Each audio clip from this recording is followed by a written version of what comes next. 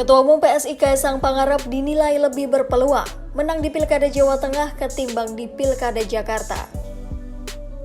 Direktur Eksekutif Trias Politika Strategis Agung Baskoro menilai ada beberapa faktor yang mendasari hal tersebut. Pertama, beberapa hasil survei memperlihatkan bahwa elektabilitas Kaisang di Jawa Tengah cukup moncer. Bahkan menurut Lembaga Survei Indonesia atau LSI, Kaisang sempat menjadi yang tertinggi mengalahkan Irjen Pol Ahmad Lutfi. Meskipun PSI hanya mendapatkan 2 kursi pada pemilihan legislatif 2024 di Jateng, Kaisang lebih berpeluang menang di Pilkada Jateng dengan modal elektabilitasnya. Agung menyatakan dulu Anies Baswedan sudah membuktikan bahwa dengan elektabilitas yang bagus, maka partai politik akan mendekat dan memberikan dukungan.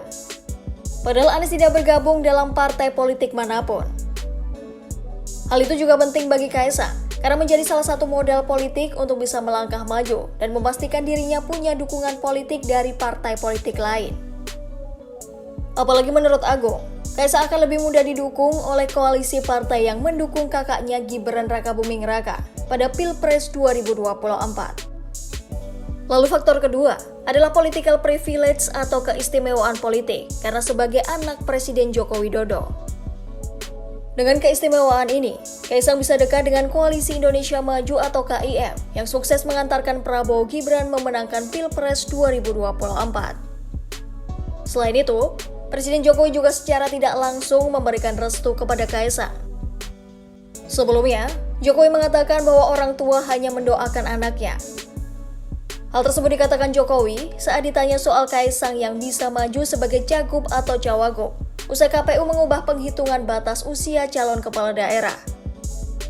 Menurut Agung, restu Jokowi tersebut punya peran penting bagi Kaisang untuk mendapatkan dukungan dari KIM untuk maju pada Pilkada 2024.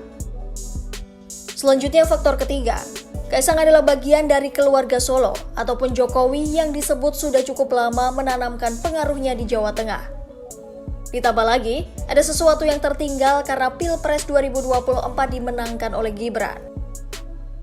Lalu yang keempat, PDIP yang cukup besar di Jawa Tengah belum memperlihatkan kadernya yang menonjol untuk diusung pada Pilkada Jateng 2024. Menurut Agung, salah satu kader PDIP Hendrar Prihadi sempat digadang-gadang jadi kandidat terkuat bagi PDIP.